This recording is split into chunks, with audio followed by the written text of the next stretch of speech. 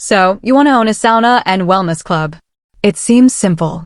Build a few hot rooms, a cold plunge, maybe a nice lounge with herbal tea.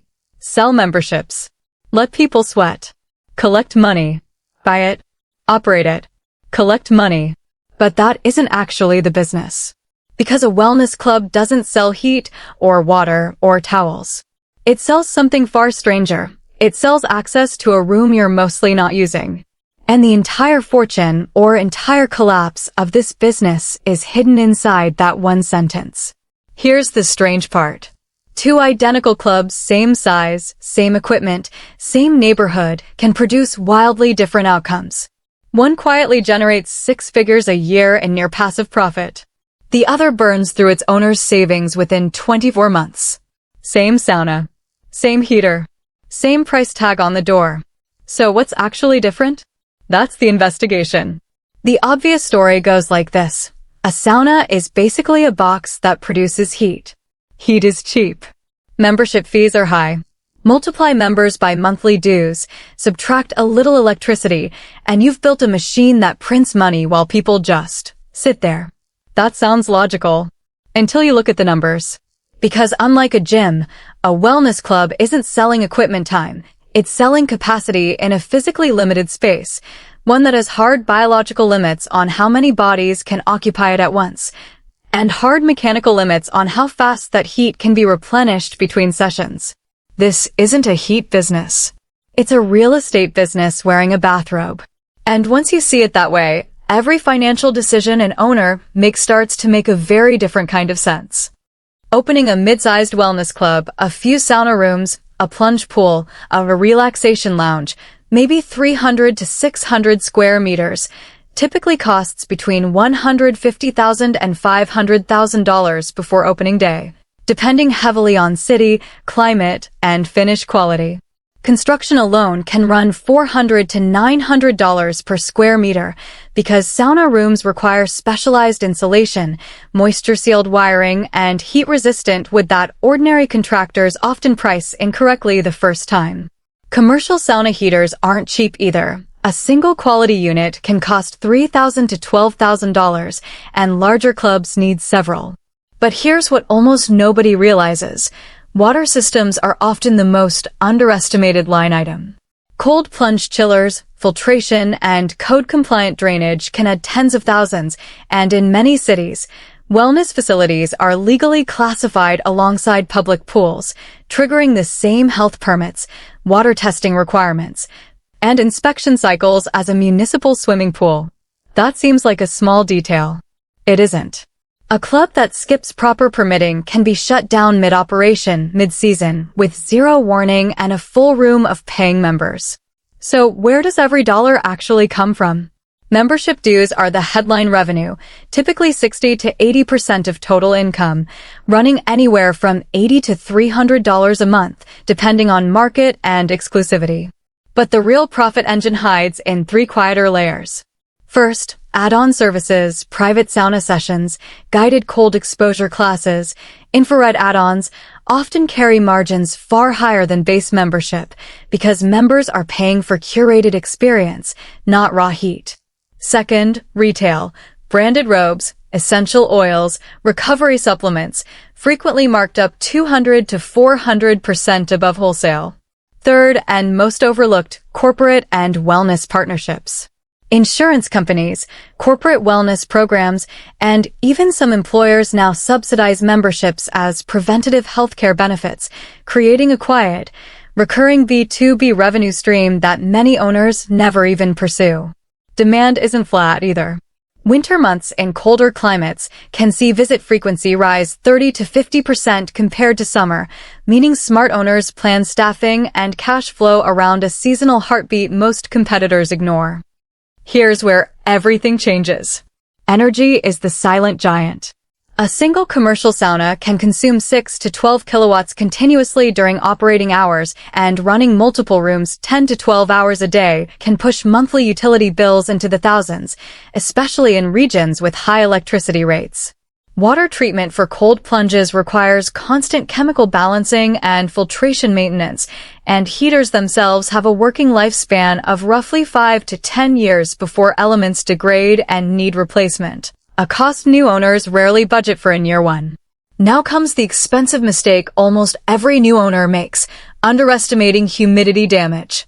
Wood rot, mold remediation, and ventilation repairs in high-moisture environments can quietly cost thousands annually, and insurance for slip and fall or heat-related injury claims is often higher than owners expect walking in.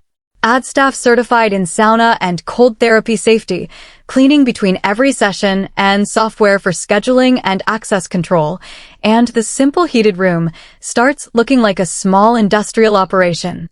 This is the part that actually explains why some clubs thrive and others quietly die. The real economic engine is asset utilization under a fixed capacity ceiling.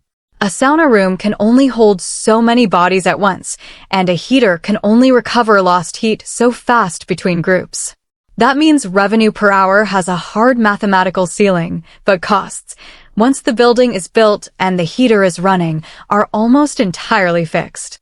That's the insight. Because so much of the cost structure is fixed: rent, heating, base staffing, every additional member added beyond the break-even point is almost pure profit. Since the marginal cost of one more person sweating in an already heated room is close to zero. Oh, that's the real business. It's not selling heat. It's selling the right to occupy already existing capacity, which is precisely why membership models, not pay-per-visit pricing, are what actually make this business scale. That's why the smartest owners obsess over member retention over walk-in traffic. A stable membership base means predictable, prepaid revenue against costs that barely move no matter how full the room gets. Now here's the human part almost nobody talks about. Customers rarely quit for economic reasons. They quit from a psychological pattern called the unused subscription cliff. Once someone misses 3 or 4 weeks in a row, guilt turns into avoidance, and avoidance turns into cancellation. This is why the clubs with the best retention obsess over habit formation, scheduled sessions, community classes, streak tracking, not just facility quality. Investors are drawn to this business for a colder reason: recurring, prepaid, subscription-style cash flow with genuine health and wellness demand tailwinds and very low risk of technological disruption. Nobody's building an app that replicates heat and community. Competitors typically fail not from bad saunas, but from chasing constant new member acquisition instead of retention, meaning they're perpetually paying to refill a leaking bucket instead of building the loyal base that actually drives profit. Across the wellness industry, a familiar pattern shows up in overexpanded chains. Several boutique sauna and cold plunge brands expanded from one flagship location to 5 or 6 sites within 2 years, chasing the next big wellness trend, narrative that attracted eager investors. In multiple cases, individual locations never reached the utilization needed to cover their heating and staffing costs, because the brand had spent its marketing budget on opening ribbon cuttings instead of building the loyal local membership base each site actually needed to survive. The lesson isn't don't expand. It's that in a fixed capacity, high fixed cost business, one profitable location with strong retention is worth more than 5 half-full locations bleeding cash simultaneously. Let's make it concrete. A club with 300 members paying an average of $150 a month generates roughly $45,000 in monthly revenue. Subtract energy and water costs near 15%, staff wages near 30%, rent and facility upkeep near 15%, and insurance, licensing, and admin near 8%. And the owner is left with an operating margin of roughly 30 to 32%, or about $13,500 to $14,400 a month, before debt service. If the build-out was financed, monthly loan payments can consume a third of that margin, which is why realistic break-even for a financed club often requires 150 to 180 committed members, not the optimistic 80 to 100 many business plans assume. In the best case, an owner builds strong community retention, layers in corporate wellness partnerships, and keeps utilization high even in off-peak months. Margins can climb toward 35 to 40%, and the club becomes a stable, sellable, recurring revenue asset within 3 to 5 years. In the worst case, retention slips, marketing spend balloons to chase new signups, energy costs rise faster than membership prices, and debt payments eat the entire margin.